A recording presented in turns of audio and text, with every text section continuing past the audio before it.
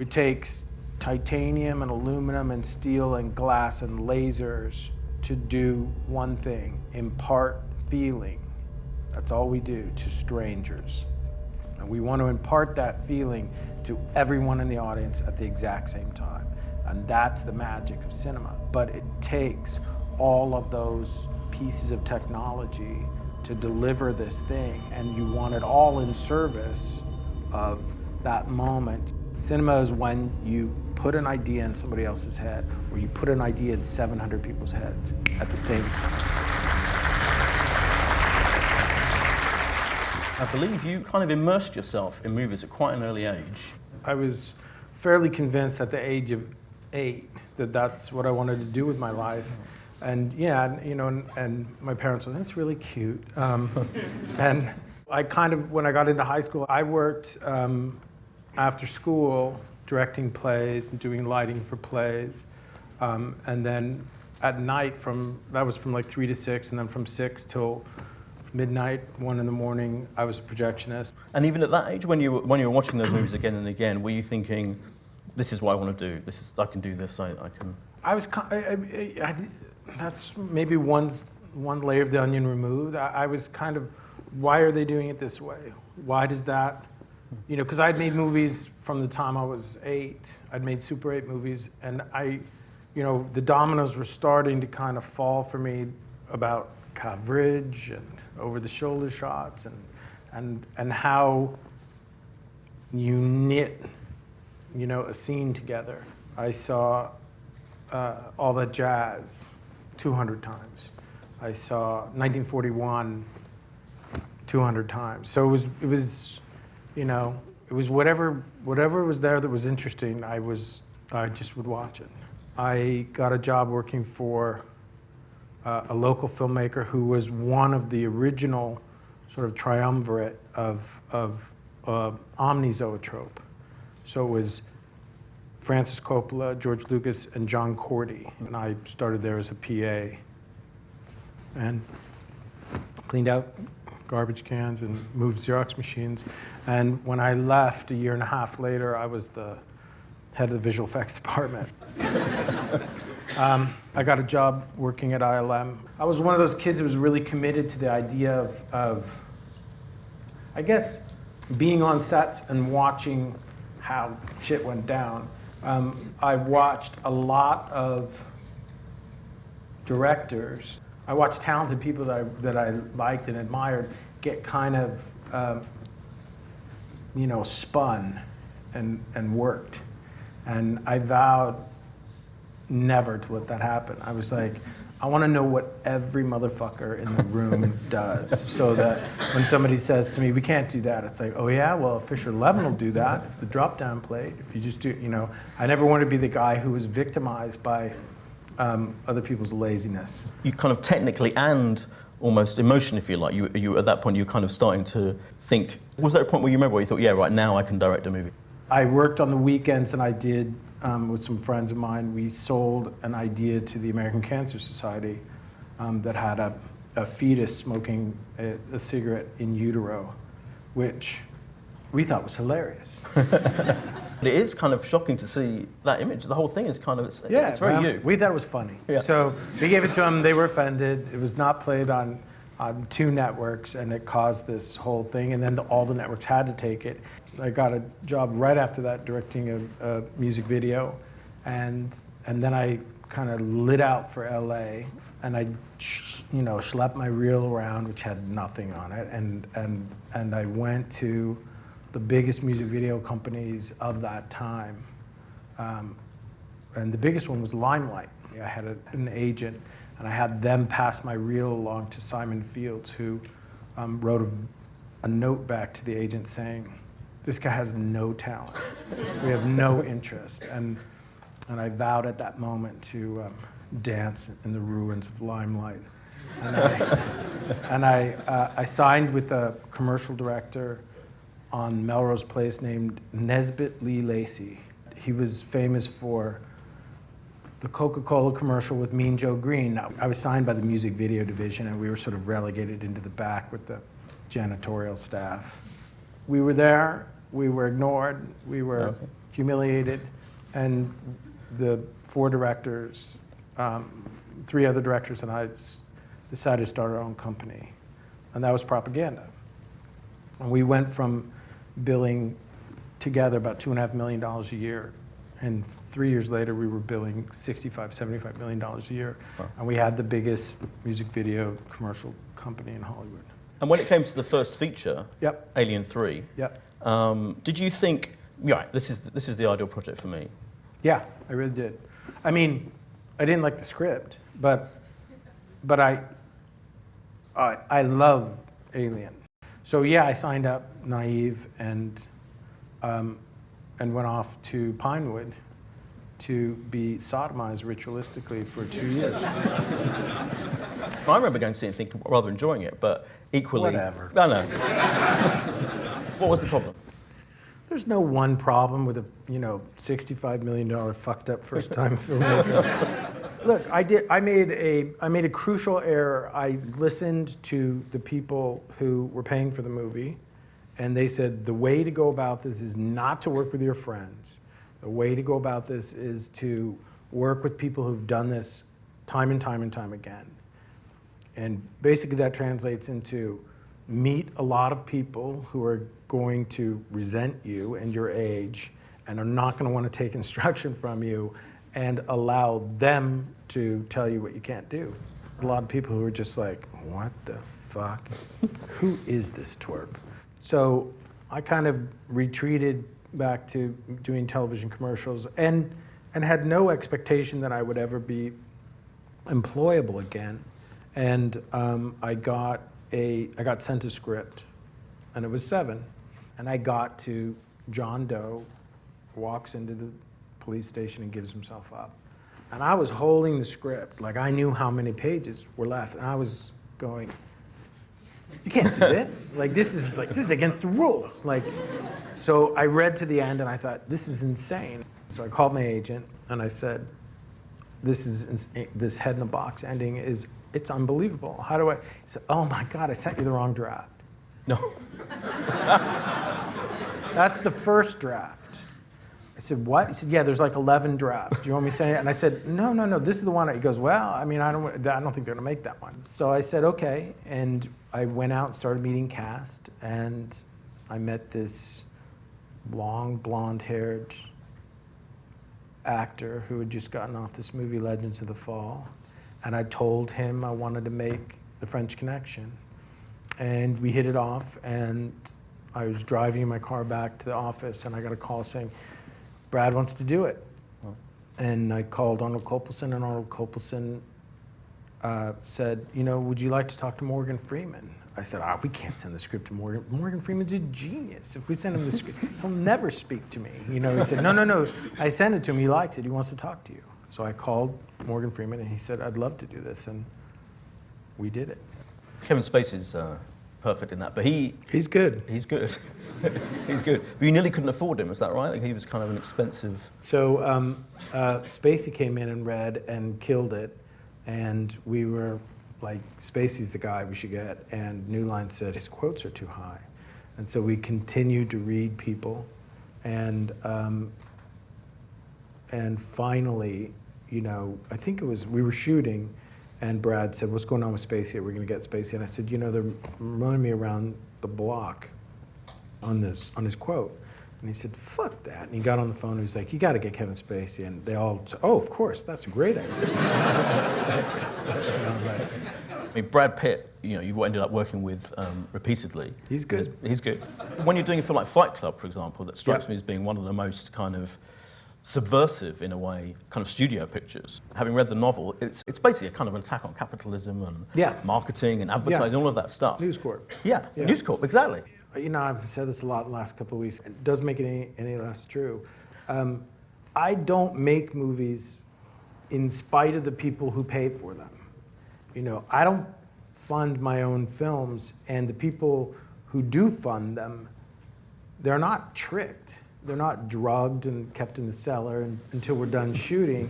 We report to them on a daily basis, and you show them the dailies. I mean, I storyboarded the whole movie. I could take them through the entire thing and say, here's where we're going to feel a little weird. And this is going to be a little sickening, and this is a tiny bit misogynist. And, we'd walked them through it, and they were, okay, we're ready to take some risks. When we cut the movie together and we showed them the final thing is the first time I think that everybody realized that they were going to get fired.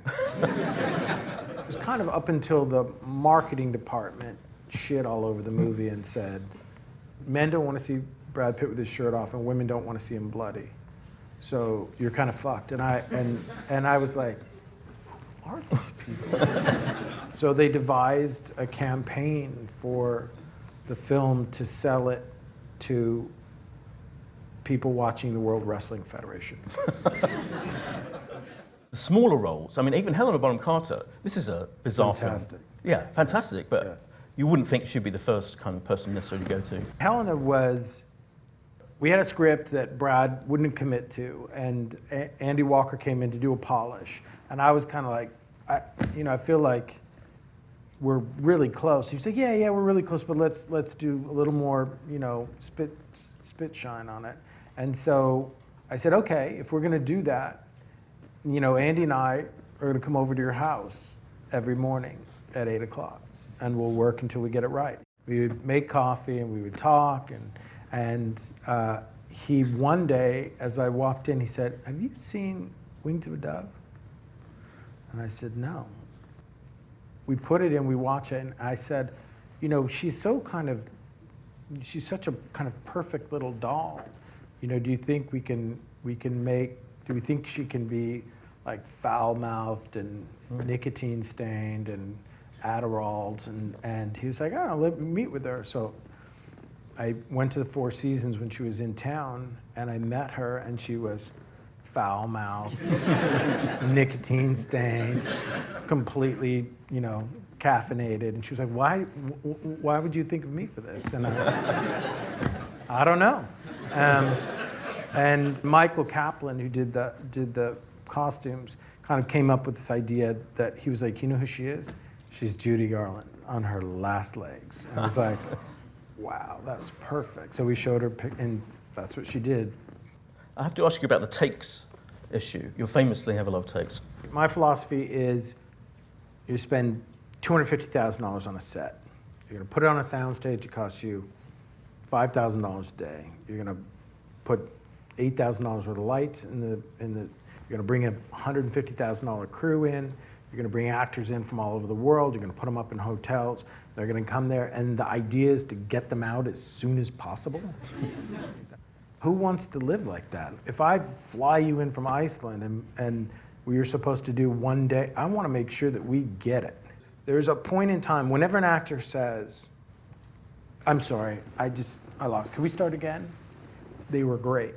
Right before they pull the pin on the whole thing, they were great. And I've shown, it's that thing of when you fall face first into something and you kind of know, what the text is and you know what you're supposed to be doing, but you lose your train of thought.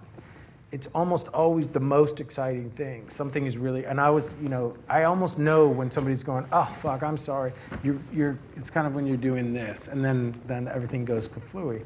But my process is about, I'm gonna give you 17, 18, 25 bites at the apple, because if you're smart and if you're conscientious, you've worked out in your head as an actor what it is you want to present me.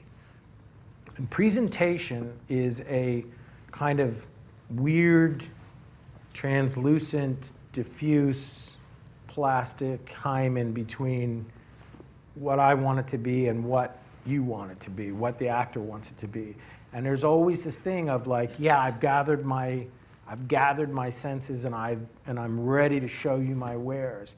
And I almost always feel like it's bullshit. I almost always feel like it's controlled. And so what I want to do is go, great, show me that. We shot 7 takes. Okay, now let's start. Are you done? Because, I know you won the Oscar last night in the tub and you figured out what this is going to be, but now I want to challenge Now I want to get beyond muscle memory. I want you to know exactly where to sit in that chair. I want you to be really comfortable because it's your home. And so you come in, you throw your coat on the couch.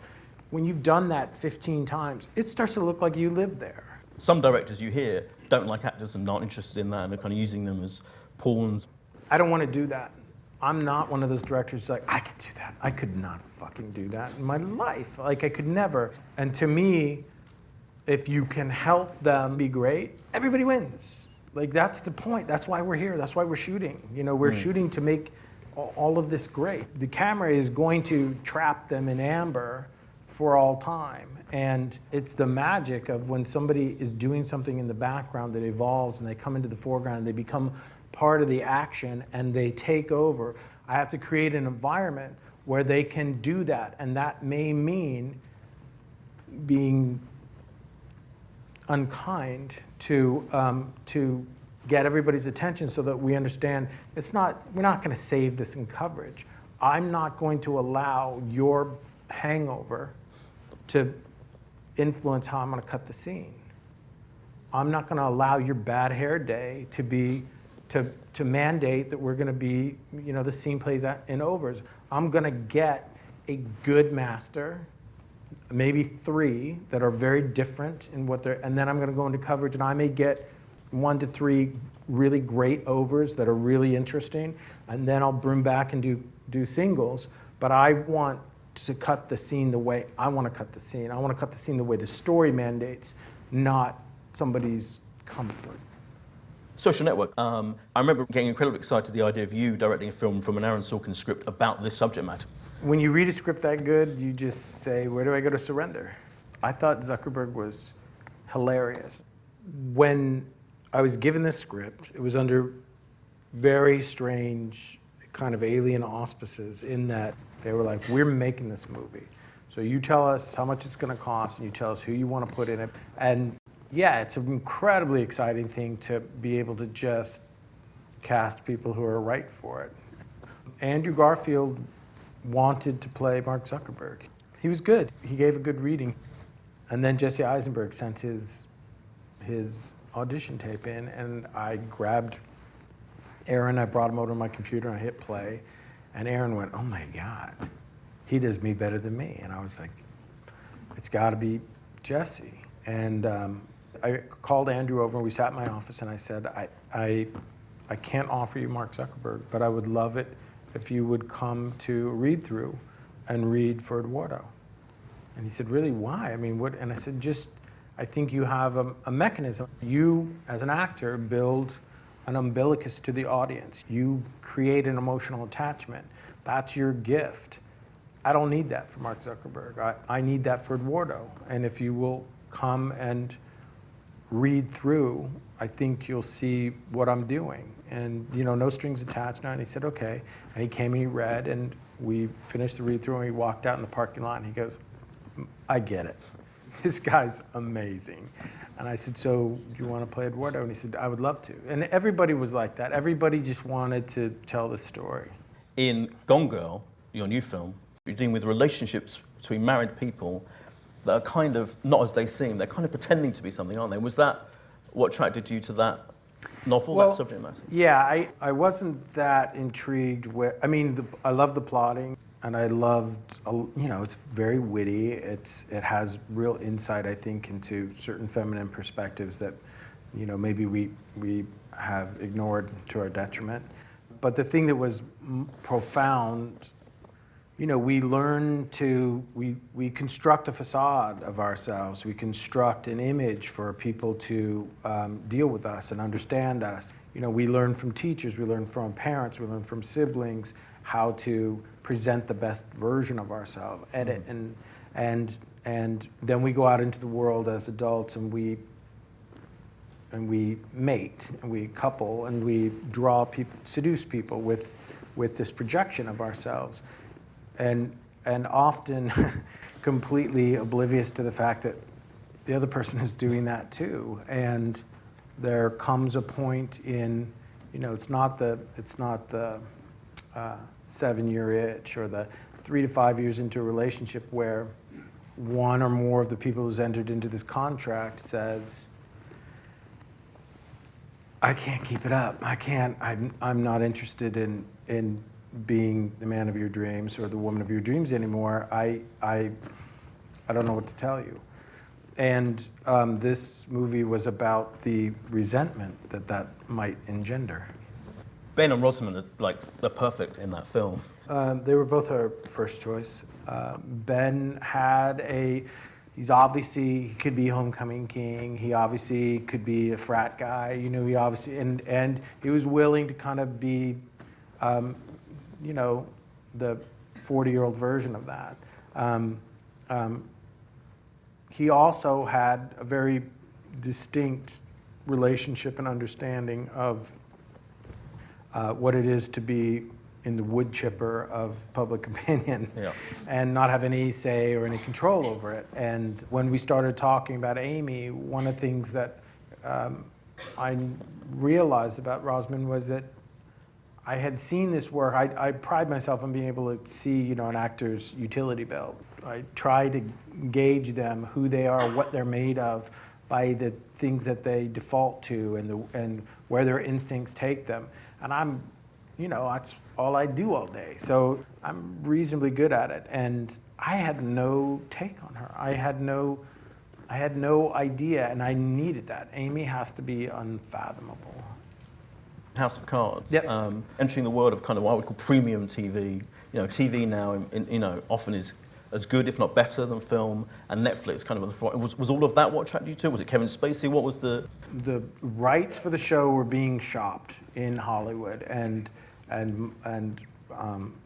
my partners, who I had sort of said, let's make TV together, were sent this DVD set of this wonderful British show, and I was finishing Dragon Tattoo, and they both started calling me saying, you gotta watch this DVD, you idiot. Like, just, the rights are gonna be gone to this thing, and and I watched it and I thought, this is insanely good. It's so simple and it's so dramatic and it's so rich. Television has become the place for characters to evolve. There's very little time in movies anymore for characterization. And I think television is a place where characters can be slowly peeled and revealed. I want everybody, I want the makeup artist, I want the boom operator, I want everybody to feel it's the best work that they've done, or it's the best adaptation that we can do. My father once said to me, I don't know who he was quoting, but, you know, learn your craft, it'll never stop you from being a genius. And that's the kind of thinking, you know, that's what you want to surround yourself with. I think that's such a great way to end. Thank you all for coming, and most of all, thanks to David Fincher.